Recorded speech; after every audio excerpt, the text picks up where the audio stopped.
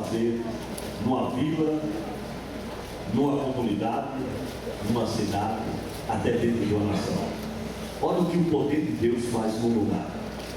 Atos capítulo 19, versículo de número 10.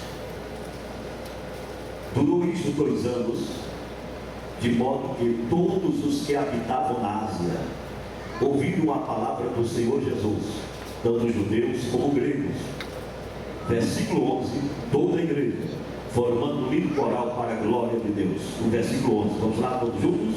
E Deus, pelas mãos de Paulo, fazia maravilhas extraordinárias, de sorte que até lenços e aventais eram levados do seu corpo para os enfermos, e as enfermidades os deixavam, e os espíritos malignos saíam. Alguns dos exorcistas, expulsadores de demônios entre os judeus, ambulantes, que tinham como ofício esse procedimento, invocaram o nome do Senhor Jesus sobre o que estavam possessos de espíritos malignos, dizendo: esconjuro-vos por Jesus e por quem Paulo prega. Os que faziam isto eram 7 filhos de um cidadão chamado Seba, judeu, um dos príncipes dos sacerdotes.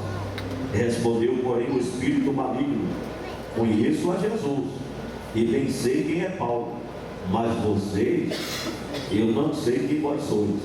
E saltando o demônio sobre este homem, que tinha o espírito maligno, apoderou-se de 2 exorcistas e prevaleceu contra eles, de modo que nus e feridos fugiram daquela casa. Quando isto se tornou conhecido a respeito do poder do nome de Jesus e do seu servo Paulo, de todos os que habitavam em Éfeso, tanto judeus como gregos, caiu temor sobre todos eles, e o nome do Senhor Jesus era engrandecido. E muitos dos que tinham crido vinham confessando e revelando os seus feitos. Também muitos dos que tinham praticado artes mágicas, feitiçarias, trouxeram os seus livros e os queimaram na praça, na presença de todos. Feito a conta do seu preço, acharam que montava a 50.000 moedas de prata. Assim, a palavra do Senhor crescia poderosamente e prevalecia. Quem dá glória a Deus por isso? E um certo trabalhador com ouro, pedras preciosas por nome Demétrio, que fazia de prata miniaturas do templo de Diana, dava não pouco lucro aos seus patrões. Ele os ajudou, bem como os oficiais de obras semelhantes, e disse: senhores, vós bem sabeis que desta indústria vem a nossa prosperidade, é a nossa fonte de renda. E bem vedes e ouvis que não só em Éfeso, mas que em quase toda a Ásia, todo o continente, este Paulo tem convencido e afastado uma grande multidão, dizendo que não são deuses os que se fazem com as mãos. E não somente há perigo de que a nossa profissão caia em descrédito, mas também de que o próprio templo da grande deusa Diana, uma das 7 maravilhas deste mundo, seja estimado em nada, vindo a ser destruída, e a majestade daquela, e ela é a majestade daquela que toda a Ásia e o mundo inteiro veneram. Ouvindo isto, encheram-se de ira e clamaram: grande é a Diana, deusa dos Efésios. Logo toda a cidade se encheu de confusão, e o povo arrebatou Gaio e Aristarco, macedônios, companheiros de Paulo, a uma, e correram ao teatro. Capítulo 20 de Atos dos Apóstolos, versículo 16. E Paulo já tinha decidido passar ao largo de Éfeso, para não gastar tempo na Ásia. Apressava-se para estar, se lhe fosse possível, em Jerusalém, no dia de Pentecostes. E eu digo amém por esta palavra. Observe que leitura maravilhosa nós encontramos no relato, na trajetória da igreja primitiva. Uma igreja tão poderosa que somente uma vez registra-se na Bíblia Sagrada que Deus, pelas mãos de Abraão, o pai da fé, pelas mãos de Isaac, o filho da promessa, pelas mãos de Jacó, príncipe com Deus, pelas mãos de Sansão, o herói de Israel, pelas mãos de Moisés, o libertador do povo judeu, pelas mãos de Samuel, o grande e íntegro legislador de Israel, pelas mãos de Davi, o homem segundo o coração de Deus. Não foi pelas mãos destes homens, mas a Bíblia diz literalmente, e Deus, pelas mãos de Paulo, fazia maravilhas extraordinárias. A igreja do Senhor Jesus Cristo, ela nasce em Éfeso, com tanta força, com tanto poder, que todo o continente asiático ficou maravilhado com o poder de Deus na vida da igreja primitiva. Mas a Bíblia diz que Paulo ficou 3 anos em Éfeso. Não era a sua intenção.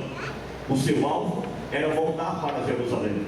Mas Deus operou poderosamente, de uma forma tão gloriosa, que houve necessidade de discipular os novos crentes, organizar um ministério local, instruir a igreja de Éfeso, e por 3 anos ele exerceu seu ministério naquela cidade. Mas houve uma grande fome em Jerusalém, fome tal que não se viu em toda a história naquela época. E Paulo, conduído no seu coração pelos crentes que estavam em Roma e em Jerusalém, padecendo por aquela crise financeira e aquela fome, Paulo apela para os crentes amorosos, generosos da Macedônia, que de forma voluntária deram até o que não tinham, tiraram forças de onde não possuíam, para ofertar aos irmãos necessitados de Jerusalém. Paulo mesmo se prontifica de levar essas ofertas, juntamente com seus companheiros, e vai para Jerusalém. E quando chega em Jerusalém, Paulo é preso, e como prisioneiro do Senhor, ele agora não pode mais ir para o púlpito da igreja, não pode mais ministrar para os crentes novos e os mais velhos de Corinto e da cidade de Éfeso, e traz uma preocupação dentro da sua alma, dentro do seu coração, porque Paulo sabia que todo o sofrimento que ele suportou, que tudo que ele passou, por exemplo, fome, frio, açoites, nudez, descer de uma muralha dentro de um cesto escondido para não ser morto pelos inimigos do Evangelho, frio, tudo isso Paulo passou para implantar igrejas, para inaugurar igrejas, para restaurar vidas para o reino de Deus. E ele sabia que com a sua ausência, o maior inimigo da obra de Deus não seria o próprio diabo. O maior inimigo da obra de Deus não seriam os demônios. O maior inimigo que Paulo temia, que sentia combates externos, que eram os hereges, que eram os filósofos, que eram aqueles que procuravam perturbar com suas heresias a palavra de Deus, a doutrina de Deus e a paz da igreja, a obra de Deus. Esses conflitos internos não atemorizavam Paulo. Ele instruía e dizia: cuidado com os lobos, cuidado com os falsos pastores, cuidado com os enganadores, cujo ventre é o seu Deus e amante de si mesmo. E isso não incomodava muito Paulo, mas o maior inimigo que Paulo temia, que poderia tirar, acabar com toda a estrutura do seu trabalho, que poderia deixar ele esborrando no ar, sem efeito, sem conseguir nada, seria a desunião dentro da igreja. Verdade. Amém, irmãos? Amém. E ele escreve esta carta à própria igreja em Éfeso, no capítulo 4. Não precisa abrir a sua Bíblia, que nós temos na projeção, dizendo: rogo-lhes, irmãos, que vivam de maneira digna da vocação que receberam. Sejam completamente, número 1, 2, 3, 4. Aqui estão os 5 fundamentos da unidade da igreja. E Paulo prefacia esta carta. Todas as cartas dele, ele começa dizendo: eu, Paulo, servo do Senhor. Outra carta ele diz: eu, Paulo, apóstolo chamado por Cristo Jesus. Esta é a única carta que Paulo prefacia, a carta dos Efésios, capítulo 1 e versículo 1, dizendo assim: eu, Paulo, prisioneiro do Senhor. Estava preso, estava engessado, amarrado, acorrentado. Ele estava impossibilitado de marcar presença no púlpito das igrejas, mas ele dizia: eu sou prisioneiro do Senhor, mas a palavra não está presa, o evangelho não está aprisionado. E ele não podia ir, mas mandava a carta, e ele prefaciava a carta dizendo: eu sou prisioneiro do Senhor, mas eu venho a este púlpito através de um papel e de uma pena, rogando. A palavra rogo no original grego quer dizer implorando. Eu estou suplicando, eu estou mais do que pedindo. Vigie, policie, não deixe que a obra do Senhor venha fechar, venha acabar, venha ser destruída. Mas ele diz: eu rogo-vos para que vocês sejam humildes, para que sejam dóceis uns com os outros, tenham paciência, suportando uns aos outros. E ele continua dizendo no capítulo 4: façam tudo com amor, façam com todo o esforço para conservar a unidade do Espírito pelo vínculo da paz. Portanto, sejam imitadores de Deus como filhos amados, e vivam em amor, como também Cristo nos amou e se entregou por nós como oferta e sacrifício de aroma agradável a Deus. Então a maior preocupação de Paulo não era com os falsos pastores, não eram os pregadores que ensinavam errado, não eram os hereges, mas era a conduta interna da igreja, na relação interpessoal de um para com os outros. Seja paciente, seja amigo, seja compreensível.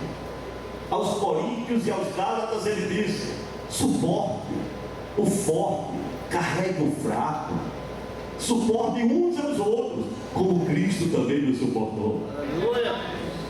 Porque, amados irmãos, se Paulo não traz esta recomendação, a igreja seria destruída por si própria. E você pode pensar: mas pastor, isto é uma redundância, é paradoxal, é contraditório. A minha Bíblia diz que as portas do inferno não prevalecerão contra a igreja do Senhor. Sim ou não? Amém? Amém. Mas veja bem, as portas do inferno não prevalecem contra a igreja do Senhor. A igreja espiritual, ela é imbatível. A igreja espiritual, ela é imutável. A igreja espiritual, ela é invisível. Mas quando ela se torna uma igreja carnal, ela pode ser levada à lona, ela pode perder a unção de Deus e a proteção de Deus. Eu pergunto a vocês: as 7 igrejas que estavam na Ásia, principalmente Éfeso, Tiatira, Pérgamo, Sardes, Laodiceia, Filadélfia, Pérgamo, todas elas eram igrejas de quem? De quem eram as 7 igrejas da Ásia? De quem eram as 7 igrejas da Ásia? De quem? De Jesus. Mas todas as 7 foram reprovadas no crivo do Senhor. Só escapou uma. Das 7 só escapou uma. O Senhor disse assim: eu conheço as tuas obras, eu me agrado que você canta bonito, prega bem, mas que tolera Jezabel. E se você não se converter, eu vou tirar o castiçal do meio de vós. Foi assim ou foi? Uma outra igreja, o Senhor disse assim: eis que eu estou à porta Ele estava fora da igreja, na porta da igreja. A igreja cantando, pregando, indo para a chácara, fazendo um auê, oba, se divertindo e se alegrando. E Jesus lá na porta, lá de fora. Ei, eu quero entrar. Deixa eu participar do culto de vocês. Foi assim ou não foi? E era a igreja de quem? De quem? Igreja de Jesus. Uma outra ele disse assim: porque tu és morno, nem frio, nem quente, oxalá fosse frio, porque se dobrasse no ele eu ia te aquecer, te esquentar. Oxalá tu fosse quente, que eu ia mandar mais fogo na tua alma, no teu coração. Mas porque tu és morno, está em cima do muro, não se decide, nem para lá nem para cá, o que é que eu vou fazer? Vou te vomitar da minha boca. É a igreja de Jesus, irmãos. Nós somos igreja de Jesus. A igreja espiritual, o diabo não prevalece contra ela. A igreja que se humilha, que tem postura de igreja, que tem identidade de igreja, ela não é vencida pelo mundo, pelo pecado, pelo inferno, porque a promessa de Jesus é esta: as portas do inferno não prevalecerão contra ela. Mas quando uma igreja ela perde a sua identidade, ela perde a sua postura, a unção de Deus se ausenta dela. Sim ou não? Então essa era a preocupação do apóstolo Paulo, para que houvesse unidade no ministério, para que houvesse unidade no meio da igreja. Esta foi a preocupação do profeta Neemias. Abra a sua Bíblia, livro de Neemias, rapidinho. Quem deu a voz ao vídeo, leia capítulo 4, versículo 19. Neemias 4 e 19. E versículo 20, rapidinho.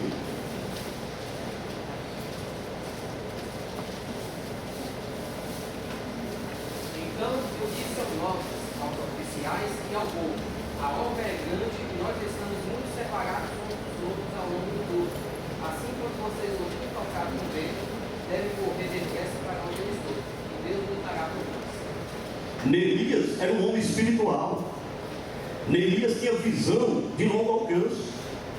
A sua incumbência era de restaurar as muralhas de Jerusalém, de trazer a liturgia do culto para o povo de Deus, a pregação da palavra, os louvores. Tudo isso estava sendo planejado no coração de Neemias, e o povo entendeu a visão de Neemias. O povo voltou-se para o projeto de Neemias, para construir a cidade do povo de Deus. Mas Neemias teve uma visão, e ele disse: é bem verdade que a obra é extensa. Diga, a obra é extensa. Ele disse: está todo mundo trabalhando. Tem um departamento de missões, tem um departamento infantil, tem um departamento musical, tem um departamento do evangelismo, tem um departamento de senhoras, tem um departamento da mocidade. Mas nós estamos, o que é que está escrito? De quê? A obra é extensa, todo mundo trabalhava. Você não vê em Neemias 4,16 que a mocidade de Neemias, até os jovens e as moças trabalhavam. E ele diz: com uma mão nossos jovens trabalhavam, e com a outra mão traziam as armas. Até a mocidade de Neemias estava envolvida na obra, estava ali de caráter de emergência para que der e o que vier. Vocês estão entendendo essa palavra ou não? Estava todo mundo trabalhando, mas havia exclusivismo lá no Antigo Testamento, no ministério de Neemias, de tal maneira que ele diz: está todo mundo trabalhando, a obra é grande, mas nós estamos afastados uns dos outros, e isso não é bom. Vamos nos unir, vamos dar nossas mãos, porque quando o inimigo aparecer e vocês ouvirem o sonido da buzina, parai e está em pé, porque é o Senhor que vai pelejar por nós.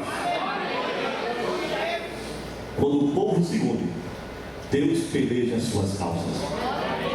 Amém, amado?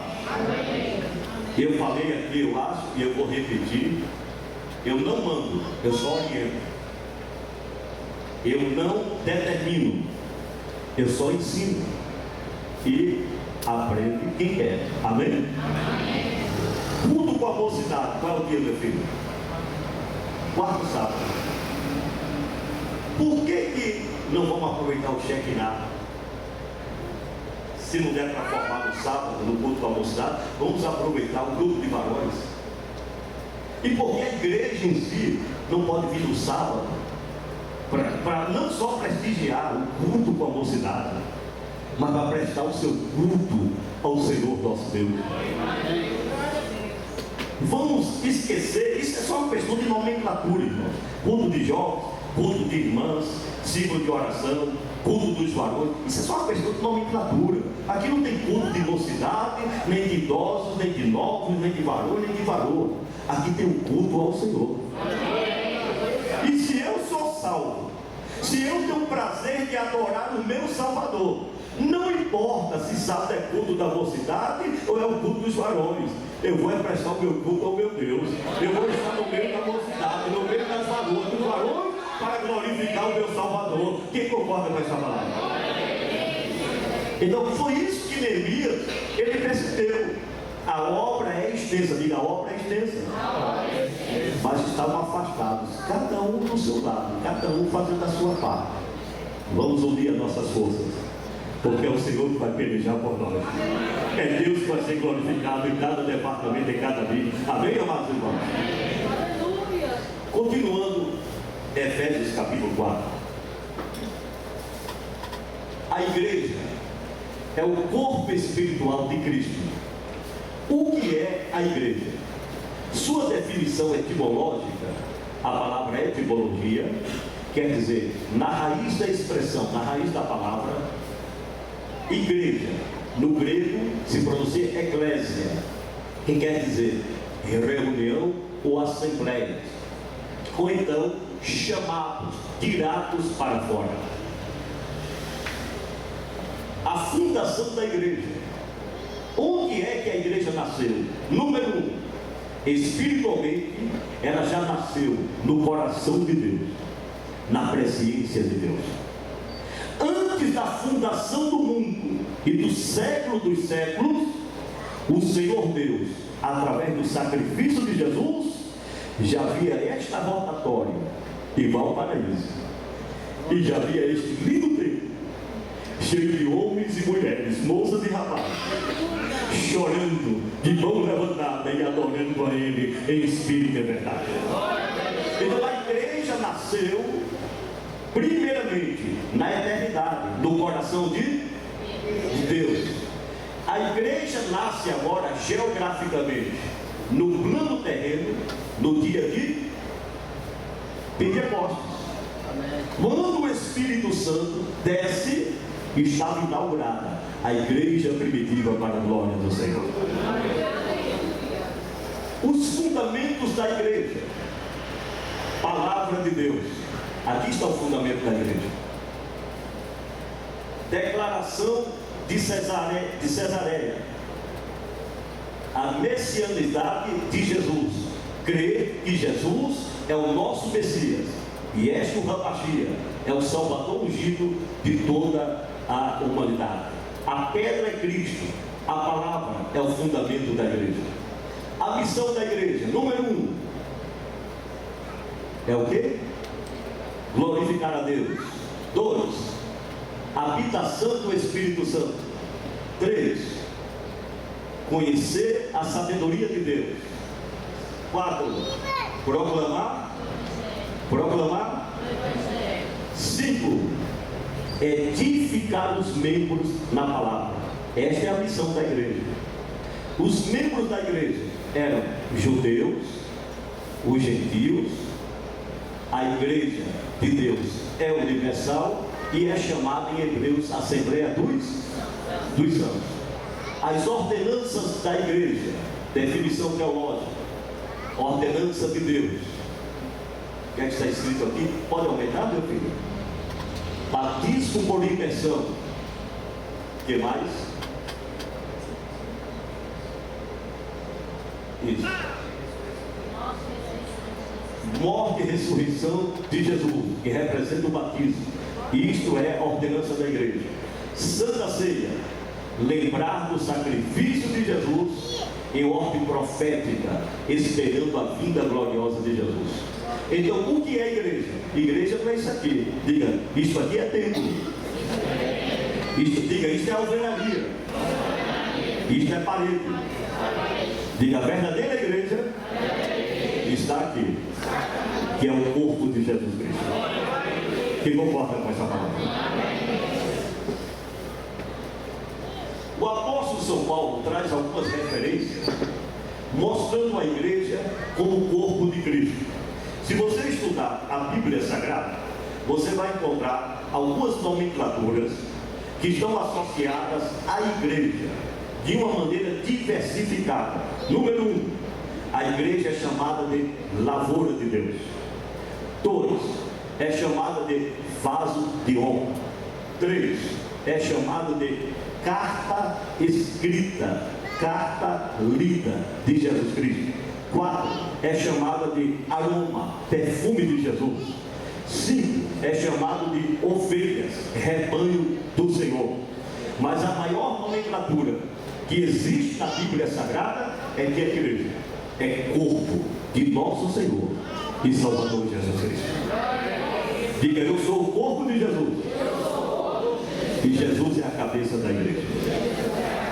A primeira referência que nós temos, porquanto, assim como o corpo é uma só e possui muitos membros, e todos os membros do corpo, ainda que muitos, constituem um só organismo, assim também ocorre em relação a Cristo. 1 Coríntios 12, versículo 12. Romanos 12, 5.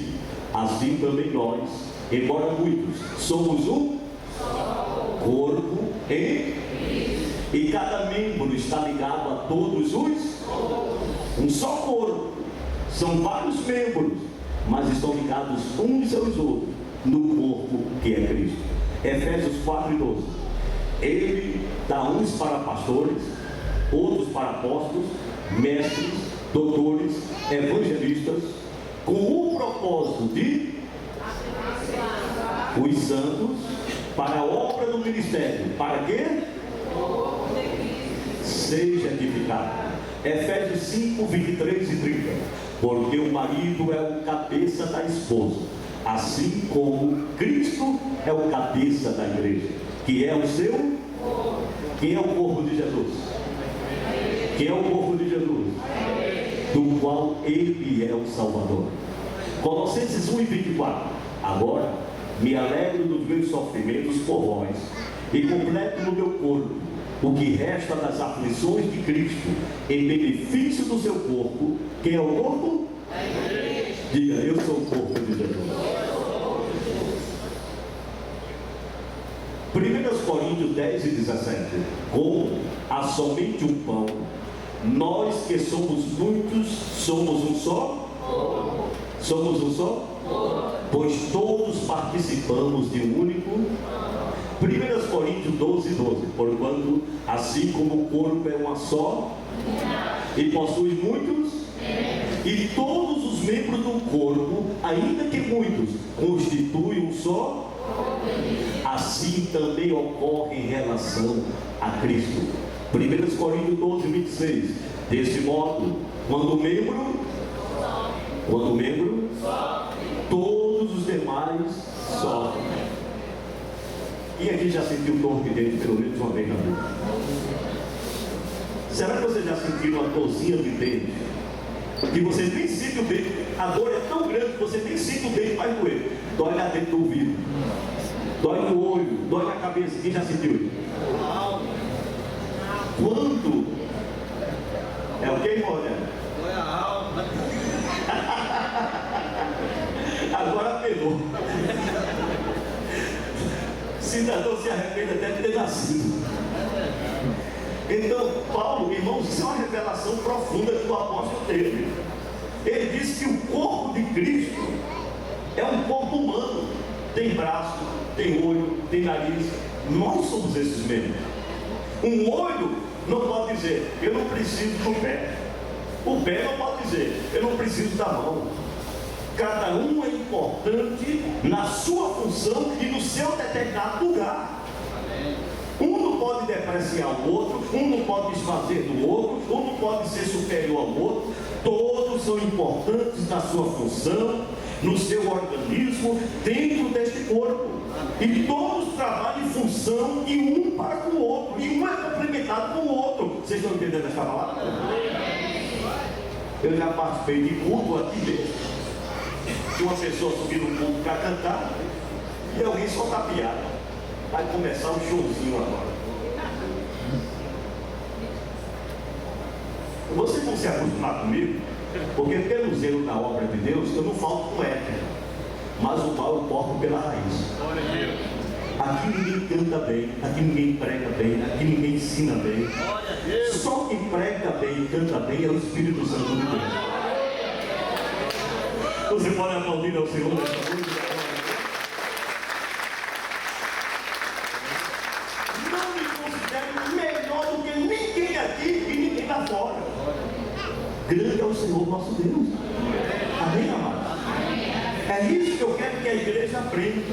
Esse espírito de zombaria, esse espírito mundano, de zombar, até quero dar uma justificativa aí, aquele negócio que apareceu aí no final do horror, está fora do nosso contexto. Isso aí realmente é uma interferência, deve ter uma rádio pirata por aí.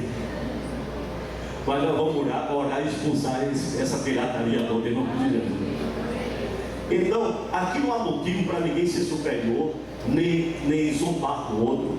Todos nós somos membros do corpo que é Cristo, e Cristo é a cabeça deste corpo, e tudo que o membro fizer é ajustado com outro membro, e é para a glória da cabeça, que é Jesus de Nazaré.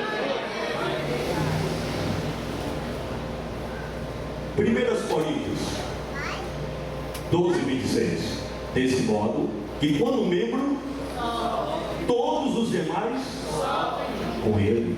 Quando um membro é honrado, todos os outros se alegram também com ele. Ora, vós sois o corpo de Cristo, e cada pessoa entre vós, individualmente, é membro desse corpo. Sabe quando você se torna espiritual? É quando você, não é quando você canta bem, quando você prega bem, quando você ensina bonito. Você se torna um homem espiritual, uma mulher espiritual, quando você tem a capacidade interior de se alegrar com a vitória do seu irmão, com a bênção do Senhor. Quando você tem a capacidade de reconhecer como meu irmão prega bem, canta bem, ao invés de ter inveja ou ciúme, você ora por ele para Deus usar mais ele, e ainda diz: quem dera que Deus me usasse também e eu fosse usado por ele. Aí você se torna um homem ou mulher espiritual. Amém, amado? É isso que Paulo estava ensinando, tanto aos coríntios como aos efésios. Porque o maior inimigo que Paulo enfrentou não era o diabo. A Bíblia diz que até o lenço de Paulo, os aventais de Paulo, curavam os enfermos e expulsavam o demônio. O inimigo, dois camaradas que ganhavam dinheiro falsificando expulsão de demônio, se depararam com o endemoniado. Aí foram expulsados. O demônio deu uma surra em todos dois. E eles disseram assim: não, mas nós te expulsamos em nome de Jesus que Paulo prega. Aí o demônio disseram assim: olha, Jesus a gente conhece, e Paulo, que é servo desse Jesus, a gente conhece também, mas vocês dois não conhecem não. Aí deram uma surra nos dois, deixaram eles sem roupa e correram para não morrer na mão do demônio. Foi assim ou não foi? Com Paulo isso não acontecia. Até os demônios se sujeitavam na unção que estava na vida de Paulo. Mas Paulo tinha medo de quê? Da desunião dentro da igreja. Tanto é que quando ele escreve a igreja que estava em Coríntios, uma outra grande igreja que andava lado a lado com a igreja de Éfeso, Paulo ficou assustado. Ele disse: eu estou sabendo dos parentes da casa de Glória que tem contenda no meio de vós. Foi assim ou não foi? E Paulo dava nomes, viu? Paulo disse assim: é da casa de Glória. Ele cortava logo, fechava logo a porta da fofoca, que tem crente que é uma benção.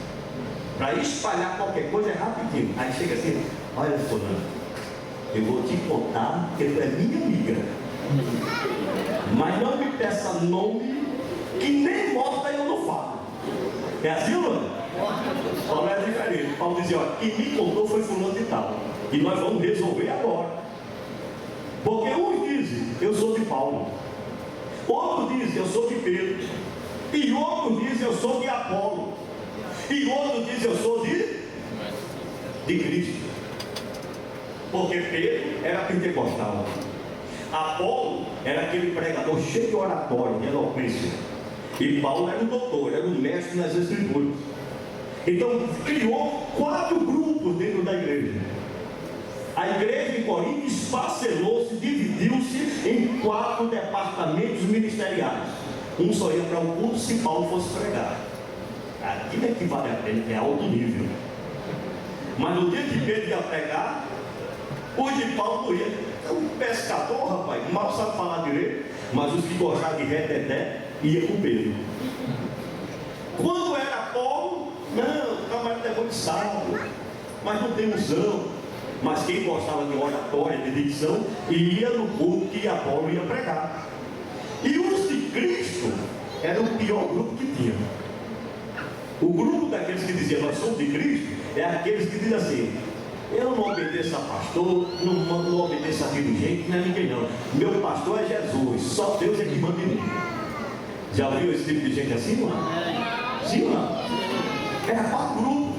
E Paulo, quando soube disso, ele responde para aquela igreja dizendo, porventura foi Paulo que morreu na cruz? Foi Pedro que morreu na cruz? Foi Apolo que morreu na cruz? Nem eu, nem Apolo, nem Pedro e nem ninguém. Quem morreu foi o Salvador. Aí Paulo diz que aqui ninguém é grande, porque eu plantei, fui eu que iniciei a obra, fui eu que cavei os buracos, que coloquei as estacas, que firmei os fundamentos, que coloquei os alicerces, mas eu não tenho glória em nada disso. Apolo veio depois, regando, cuidando daquilo que eu plantei, mas nem Apolo é grande, nem eu sou maior. Grande é ele, porque é ele que dá o crescimento. Quem pode levantar a mão e glorificar? É daí que eu considero a igreja como a condução de um motorista de ônibus. Quem aqui já viajou de ônibus Itapemirim, São Geraldo, Contírio? Viagem de 12 horas, 20 horas, quem mais ou menos fez essa viagem? Quantas passagens aéreas, olha aqui para mim, quantas passagens aéreas não eram tão acessíveis como são hoje? Antigamente, quem andava de avião era rico, era ou não era? E até inspirava um certo status. A pessoa, quando ia viajar de avião, ficava 24 horas se produzindo, se agitando, para poder inspirar um status. Hoje não, hoje até gato e cachorro viaja de avião. Estão rindo? Quem já viu um animalzinho dentro de avião? No aeroporto? Até gato e cachorro viaja de avião, coelho. Nada a ver, porque está tudo barato. Mas antigamente, quantas vezes eu não viajei do Nordeste para São Paulo para o Nordeste, de Rio de Janeiro para o Nordeste, de Itapemirim, de São Geraldo. Vim 36, 40 horas dentro de um ônibus. Sabe quantos motoristas trocavam no trajeto desse? Quem lembra? 6 a 8 motoristas. Uma carga horária de 6 horas. Aí chegava num ponto para almoçar ou jantar. Aí o motorista descia, comia com a tripulação. Na hora de subir, deu o horário dele, a carga dele. Aí ele se apresentava e dizia, olha minha gente, fico aqui, desejo uma boa viagem para vocês, mas o meu companheiro, fulano de tal, vai continuar a viagem com vocês até o destino. Era assim ou não era? Sim ou não? Sim. Por que um descia, um motorista, e um outro motorista subia? Aí os viajantes diziam, não, eu não vou com esse não, vou ficar por aqui mesmo. Era assim? Não. Entrava no ônibus ou não entrava? Às vezes o primeiro motorista era alto e descia, o que subia era baixo. Um era gordinho, o que subia agora era magrinho. Um era branco, O que subia agora era escuro. Um era extrovertido, brincava a viagem toda. O outro era calado, era o jeito, o temperamento dele. Mas não importa se é alto, se é baixo, se é gordo, se é magro, se é brincalhão, se é reservado. Todos têm a incumbência, o compromisso e a responsabilidade de levar aquela condução até o seu destino final. Assim é a igreja do Senhor, meus amados. A gente se apega a um obreiro, se apega a uma irmã de um departamento, de ciclo de oração, departamento de missão, um líder de mocidade.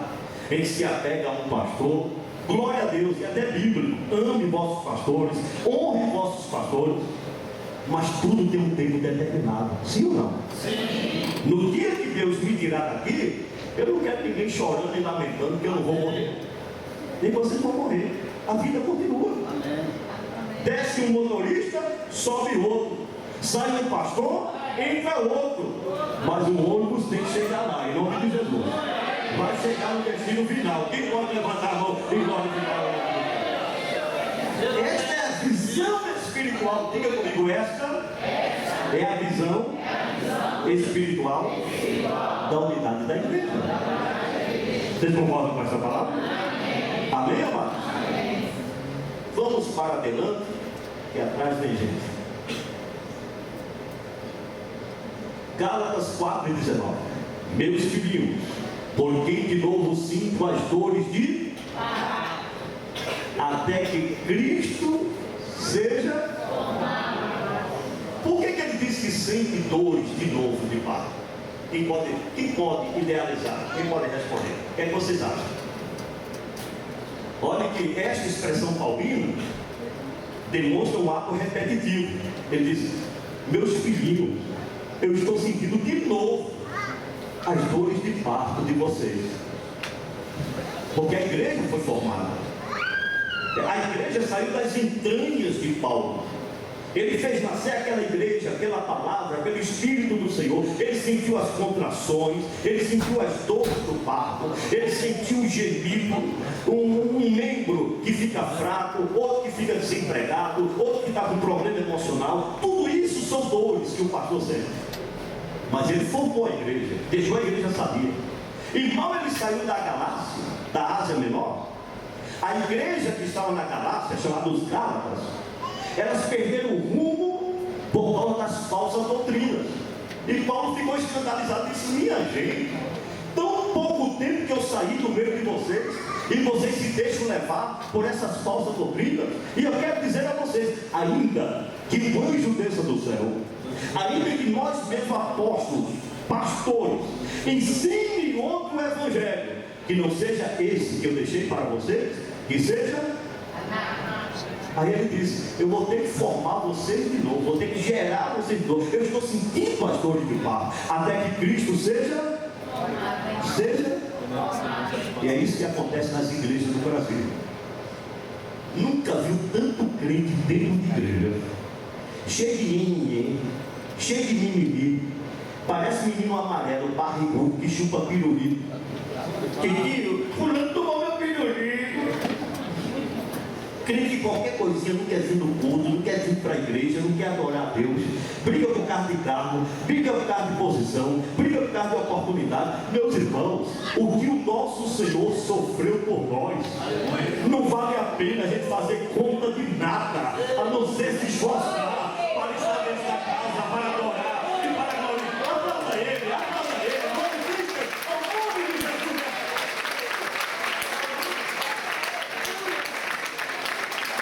Quantas vezes o Deus chegou naquele lugar? Olhe para quem está sendo aqui, meu irmão. Não impeça Cristo ser formado dentro de você. Construindo confiança nos relacionamentos. Diga, construindo confiança nos relacionamentos. Como lidar com pessoas?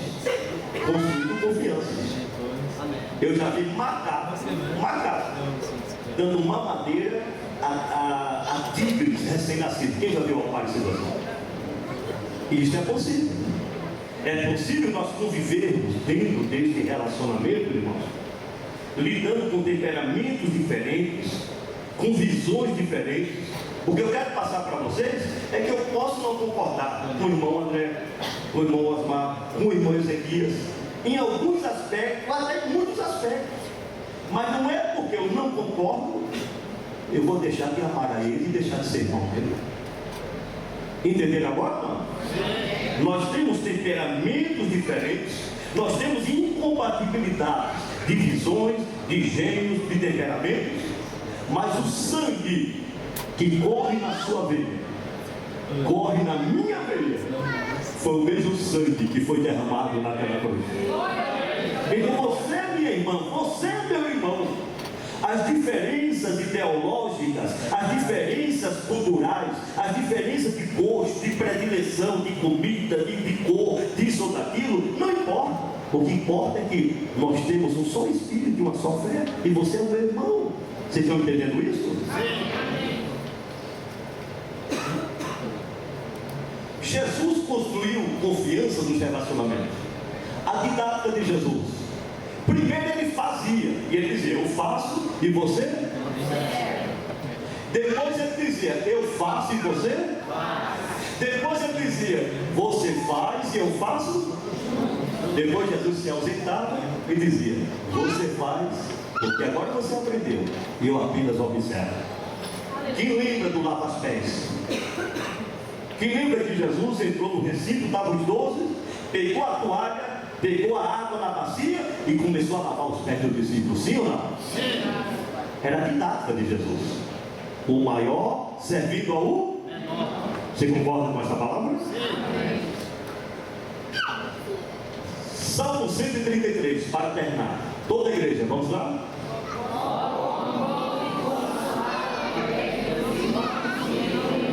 Novamente. Só estou ouvindo a parte de cá. Eu acho que aqui está meio entupido. Vamos lá, toda a igreja.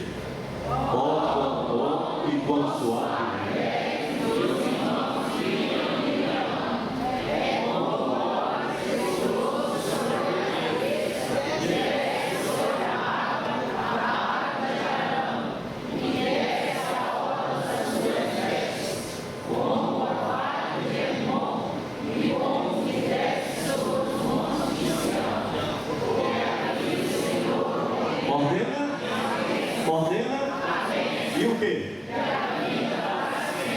Olha aqui o Monte Hermon. O orvalho desce, o ciclo hidrológico de evaporação, água que vira vapor dos rios, oceanos, mares, valados, sobe. Lá em cima a condensação, nas nuvens vira o que? Gelo. E depois a precipitação, desce em chuva, em forma de neve, ou então em forma de gotas, orvalho. O Monte Hermon, ele é conhecido também como o Monte Grisalho, porque quase o ano inteiro ele está cheio de orvalho. E por que Deus permite isso no Monte Hermon? Porque esta terra, onde está o Monte Hermon e o Monte Sião, é uma terra árida, é uma terra seca. E essas pequenas gotas, em forma de gotículas, orvalho ou de neve, quando o sol aquece, se derrete. Aí enche o Rio Jordão, que está aqui embaixo. O Rio Jordão brota dos orvalhos que vem do Monte Sião e do Monte Hermon. E dali o Senhor ordena a bênção foi nesse Rio Jordão que Jesus foi batizado com o Espírito Santo. E a vida eterna foi escancarada. E João disse, aí está o Cordeiro de Deus que tira o pecado do mundo. Se cumpriu o Salmo 133. Mas para haver bênção e vida para sempre, é preciso que os irmãos vivam em união. Você concorda com essa palavra? Um vivendo em função do outro. Deus chama o orvalho com a sua palavra, a sua doutrina. Toda a igreja, vamos lá? Inclinai os ouvidos, ó céu, e falei, e ouça a terra as palavras da minha boca. Proteja a minha doutrina, como destine a minha, como chuvisco sobre muitas águas sobre. Não importa se você veio seco ou seca para este lugar, o orvalho de Deus está descendo nesta noite e vai molhar a tua terra, vai molhar a tua vida, vai molhar a tua casa e a tua família. Quem crê no poder desta palavra? E aí? Quem pode ler Romanos 12, 9? Que o amor seja não? Tem gente que quando dá um abraço é igual jacaré, que abraça em nome de Jesus, mas vai embora para lá, recorta manual. E muitas igrejas estão vendo isso, irmão. Igrejas que um dia foram uma bênção, hoje é uma verdadeira luta de ringue.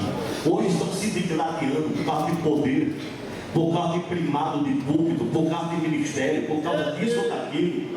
Já perderam o castiçal, já perderam a unção, porque a igreja que é espiritual não briga um crente contra o outro, briga contra o mundo, contra o inferno e contra o diabo. A igreja que é espiritual, ela se une para glorificar a Deus. Quem concorda com essa palavra?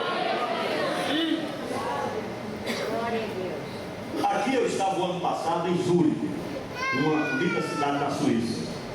Gravitei esse rosto. Nós íamos para um culto. Eu estava hospedado na casa do Miguel, que é um jovem diácono, um moço cheio do Espírito Santo. Ele me apresentou esses 3 jovens. Esse aqui é italiano, essa aqui é alemã e esse aqui é espanhol. Nós fomos para o culto. E quase todo final de semana o Miguel levava esses 3 para a igreja, para ver se ganhava uma deles para Jesus. E não havia conversão, não havia nada.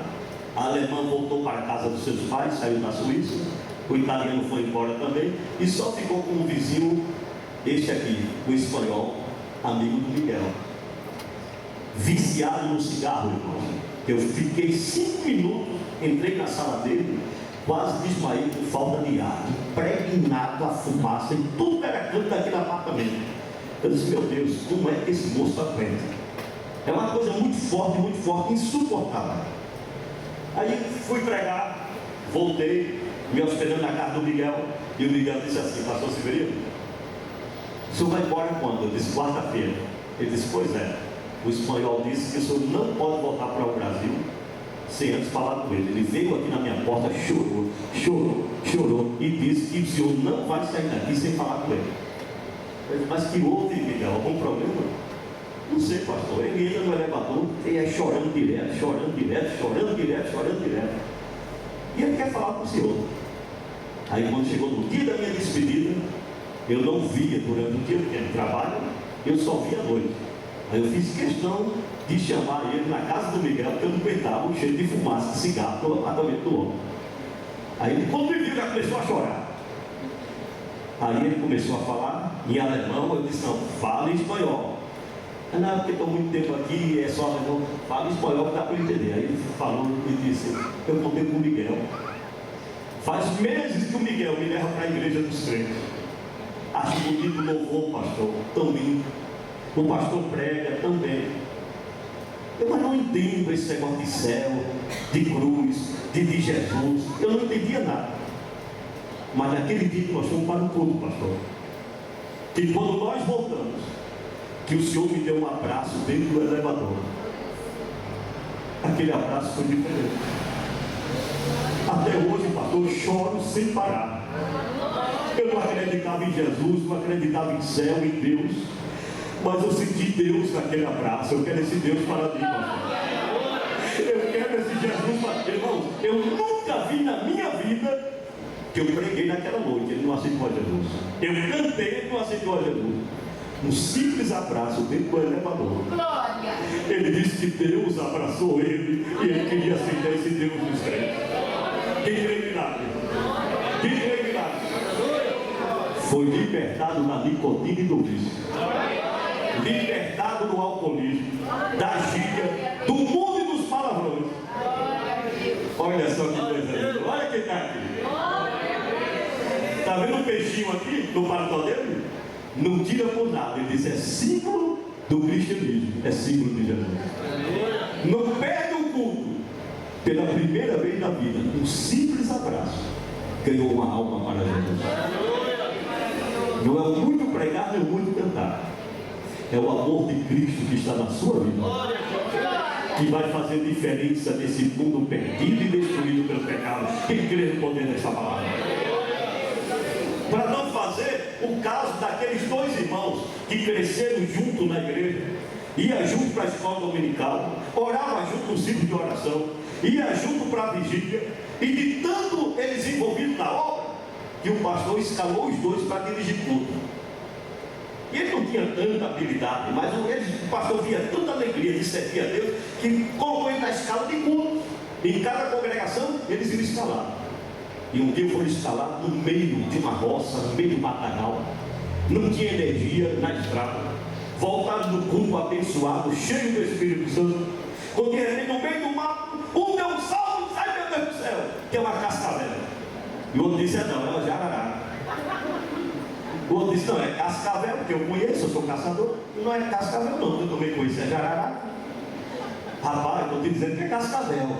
Cascavel não é jararaca, já te falei. Irmãos, eles chegaram na porta de casa com essa história de cascavel, é jararaca, não é jararaca, é cascavel. Quando chegaram na porta de casa, era burro no olho, rasteira no chão, puxa cabelo num, dá tapa no outro. No outro dia o pastor soube da história, chamou os dois para conversar. Meus irmãos, eu confiei em vocês, me alegrando em vocês, dei trabalho para vocês, e vocês me decepcionar, fazer um escândalo desse, brigar por causa de uma cascavel. O outro disse: não é cascavel não, é jararaca. Olha, vamos acabar com essa história. Eu não quero saber se é cascavel, se é jararaca, seja o que for. Acaba com essa história. Você vai pedir perdão para ele, viu? Tá, pastor, o senhor está mandando, vou pedir. Irmão, perdoa ele, viu? Em nome de Jesus, foi mal. E aí, está perdoado? Tá, pastor, perdoa. Agora você vem para cá, vai pedir perdão a ele. Aí o outro veio: irmão, perdoa ele, viu? Foi mal, em nome de Jesus. E aí, está perdoado? Pastor, perdoar eu perdoo. Vai querer cascavel? Está cheio de crente assim da igreja. Não prova o poder de Deus, não fala em língua, não tem unção de Deus, que fica agarrado com cascavel, com jararaca, com coisinha pequena. É verdade ou estou exagerando? Sim. Diga assim comigo: perdoar, não é esquecer. Você pode perdoar e não esquecer, mas se você perdoou de coração, aquilo ali não vai significar nada para você. Você pode até lembrar, mas você não sente mágoa, não sente dor, não sente nada, porque o perdão é verdadeiro. Deus quer uma igreja sarada. Deus quer uma família unida. Deus quer uma igreja em pé na presença do Senhor. Vamos ficar em pé nesta noite. Cadê o grupo de louvor? Que já estaremos louvando a Deus e no final orando uns 2 minutinhos pela unidade da igreja e dando a bênção apostólica. Amém, amados? Glória a Deus.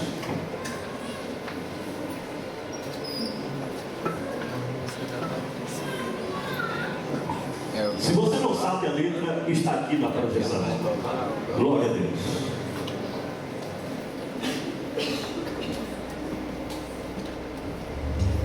Glória a Deus.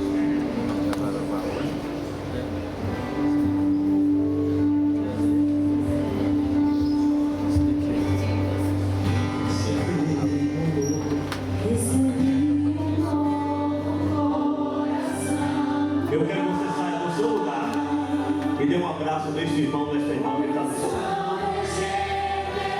Eu tenho um novo coração. Ministre o amor de Deus que está na sua vida, sobre a vida desta irmã, sobre a vida deste irmão. Rafael, abraça o André aí, Rafael. Dá um abraço forte dele aí.